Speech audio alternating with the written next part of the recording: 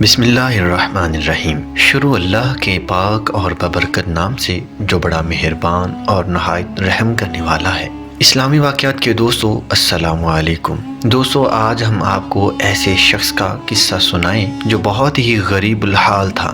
اس نے ایک عورت سے شادی کی مگر اس کو چھوڑ کر 20 سال کے لیے کہیں چلا گیا۔ 20 سال بعد جب وہ واپس آیا تو اس نے ایک ایسا منظر دیکھا کہ اس کے ہوش اڑ گئے۔ اس نے ایسا کیا دیکھا یہ جاننے کے لیے آپ ہمارے ساتھ آخر تک جڑے رہیے گا۔ جو دوست ہماری ویڈیو پہلی بار دیکھ رہے ہیں ان سے گزارش ہے کہ ہمارا چینل اسلامی واقعات سبسکرائب کر لیں۔ تو آئیے دوستو آغاز کرتے ہیں آج کے دلچسپ واقعے کا۔ دوستو بیان کیا جاتا ہے کہ ایک دیہاتی پر زندگی کی راہیں تنگ و دشوار ہو گئیں تو اس نے اپنا گاؤں چھوڑ کر دور دراز علاقے میں جانے کا فیصلہ کر لیا کہ شاید ایسے دیار غیر میں رزق ملے۔ چنانچہ اس نے اپنا گھر بار چھوڑ کر دور دراز علاقے کے سفر کی ٹھانی اور اپنی بیوی سے بولا میں رزق کی تلاش میں جا رہا ہوں اور نہ جانے کب واپس لوٹوں، کیا تم میرا انتظار کر سکتی ہو؟ اس نے کہا میں تمام عمر تمہارا انتظار کروں گی مگر تم مت جاؤ، ہم یہیں روکھی سوکھی کھا کر گزر بسر کر لیں گے۔ مگر اس دیہاتی نے کہا کہ میں 20 سال بعد بھی اگر واپس نہ آیا تو تم آزاد ہوگی، پھر جو چاہے کرنا، مگر 20 سال تک میرا انتظار کرنا۔ 20 سال سے ایک دن بھی اوپر ہو تو چاہے دوسری شادی کر لینا۔ بیوی نے 20 سال کا وعدہ کر لیا۔ یہ وعدہ لے کر اس نے اپنا گھر بار چھوڑا، اپنی بیوی کو چھوڑا اور گاؤں سے نکل پڑا۔ اس کا رخ ایک بہت ہی دور کے شہر کی طرف تھا۔ وہ خشک بنجر اور ہر طرف کی نباتات سے خالی صحرا میں چلتا رہا۔ بالآخر وہ مطلوبہ شہر میں جا پہنچا۔ وہاں جا کر اس نے ایک امیر کبیر آدمی سے ملاقات کی، اسے اپنی ہپتا سنائی اور اسے اپنے مالی حالات بتائے۔ اس مالدار آدمی نے اس کا خیر کیا اور اس کی خوب آؤ بکت کی۔ جب دیہاتی مالدار کے پاس 3 دن گزر چکا تو اس امیر کبیر شخص نے اسے پیشکش کی کہ وہ اس کے ہاں کام کرے۔ دن کے وقت اس کے اونٹ اور مویشی چرائے اور رات کے وقت اس کے مہمانوں کی خدمت بجا لائے۔ اس کے صلے میں اسے اونٹوں اور بھیڑ بکریوں میں سے حصہ ملے گا۔ دیہاتی نے پیشکش قبول کر لی اور اس کے ہاں کام شروع کر دیا۔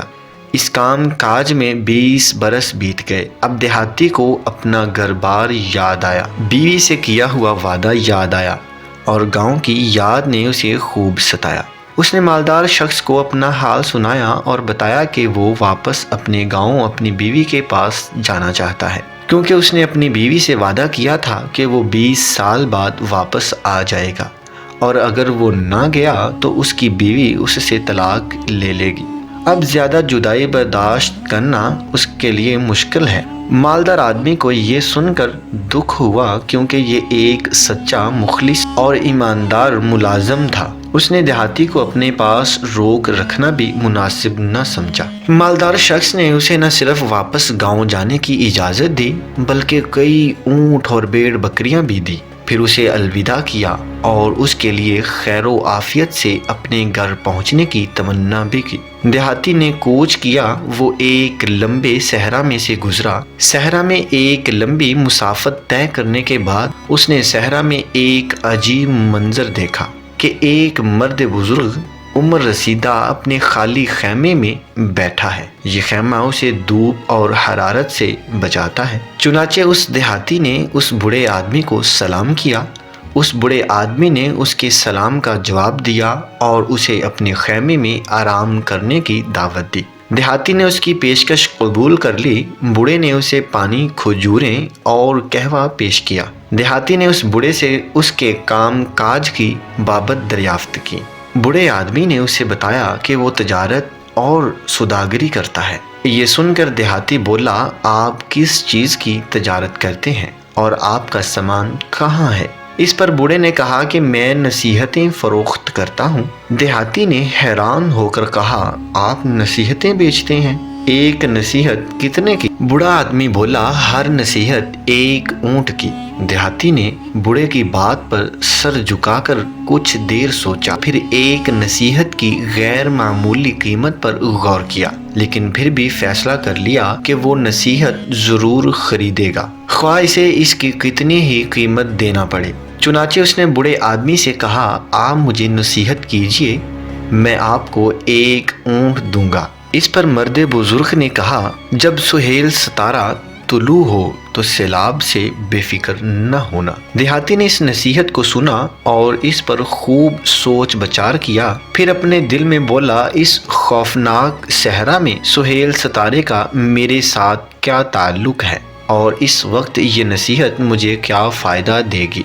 एक लंबी सोच के बाद उसने अपने आप से कहा, ये नसीहत तो मेरे लिए बेफ़ायदा है, मैं दूसरी नसीहत खरीदता हूँ, शायद के पहले नुकसान की कुछ तलाफी हो जाए। पहली नसीहत तो फजूल है, मुझे इसके बदले एक ऊंट से महरूम होना पड़ा है। देहाती ने बूढ़े से दूसरी नसीहत की दरख्वास्त की तो मर्द जहां दीदा ने उसे ये नसीहत की, उस आदमी पर कभी इत्माद न करना जिसकी आंखें चमकीली हों और दांतों के दरमियान खला हो। अब देहाती ने दूसरी नसीहत पर गौर फिक्र किया तो उसे इसमें भी कोई फ़ायदा नज़र न आया, लिहाजा उसने उस बूढ़े से दरख्वास्त की कि मुझे तीसरी नसीहत कीजिए, मैं आपको तीसरा ऊंट देता हूँ। बूढ़े ने उसे ये नसीहत की, पछता कर सो जाना मगर कभी खून करके मत सोना। देहाती के ख्याल में ये तीसरी नसीहत पहली दो नसीहतों की तरह बेकार थी, मगर उसने तीसरा ऊंट भी बूढ़े को दे दिया। बूढ़े से इजाज़त ली और अपनी मंजिल की तरफ चल पड़ा। उसके ऊंट भेड़ बकरियां भी उसके साथ थीं। उसका रुख अपने गांव की जानिब था। देहाती कई दिनों तक सहरा में चलता रहा। उसे सख्त मुशक्क़तों का सामना करना पड़ा, थकावट हुई। सहरा की गर्मी ने उसे इस कदर बेहाल कर दिया कि उसे मर्द बुजुर्ग की तीनों नसीहतें भूल गईं और उसे ये भी याद न रहा कि उसने किसी से इतनी महंगी नसीहतें खरीदी हैं। आखिर एक रात देहाती सहरा में खैमा जन लोगों के पास जा पहुंचा। इन लोगों ने एक वादी के नशीब में अपने खैमे गाड़े हुए थे। उन्होंने देहाती का एहतराम किया, उसे खाना खिलाया। उसने ये रात उनके पास गुजारी जब वो अभी जाग रहा था और आसमान पर उसकी निगाहें सितारों का मुशाहदा कर रही थी। तो उसे अचानक सुहेल सितारा दिखाई दिया। वो घबरा उठा, लोगों को जगाया और उन्हें मर्द बुजुर्ग की नसीहत से आगाह किया। उसने उनसे दरख्वास्त की कि वो लोग वादी के नशेब से निकल जाएं और पहाड़ों पर चढ़ जाएं, मगर लोगों ने उसका मजाक उड़ाया और उसे बेअक्लो न समझ करार दिया और उसकी बात को मजाक करार दे दिया। उसने लोगों को किया कि अल्लाह की कसम, मैंने ये नसीहत एक ऊंट देकर खरीदी है, लिहाजा मैं इस वादी के नशीब में हरगिज नहीं सोऊंगा। उसने ऊंट और भेड़ बकरियां लिए और पहाड़ पर चढ़ गया और वहीं रात गुजारी। उस रात के आखिरी हिस्से में एक जोर से बहने वाला सैलाब अचानक आ गया। उसने खैमों और लोगों को गर्क कर दिया और कोई चीज भी बाकी न रहने दी। इधर देहाती ये मंजर देखकर हैरान हुआ और उस बूढ़े की नसीहत की अहमियत और कीमत का अंदाजा हुआ। देहाती ने अपने ऊंट और भेड़ बकरियों को साथ लिया और अपनी मंजिल की तरफ रवाना हुआ। रास्ते में उसे दूर से रोशनी दिखाई दी। रात सख्त तारीक थी। देहाती ने इस रोशनी को सहरा की तारीक रात में गनीमत जाना और रोशनी की तरफ चल पड़ा। देहाती उस रोशनी की जगह पहुंचा तो उसने देखा कि एक दुबला पतला आदमी है, बहुत ज़्यादा फुर्तीला है, एक वसी व अरीज घर में रह रहा है। उस आदमी ने देहाती के खैर में मुबालगा किया। उस आदमी की ये हरकत देहाती के दिल में मशकूक ठहरी।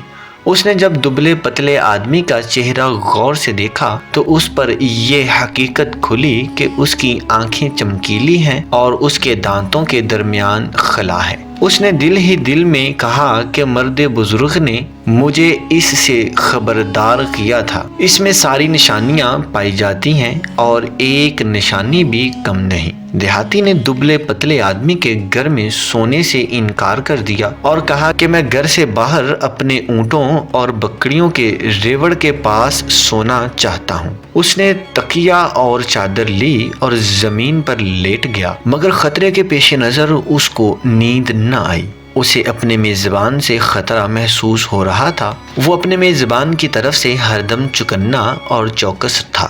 رات کے وقت دیہاتی اٹھا اور اس نے اپنے تکیے کے پاس پتھر رکھ کر اس پر چادر ڈال دی تاکہ مشکوک میزبان اسے سوتا خیال کرے، اور خود اٹھ کر دور کھڑا ہو گیا۔ ادھر میزبان اپنے گھر سے باہر آیا، اپنے پنجوں کے بل آہستگی سے چلا۔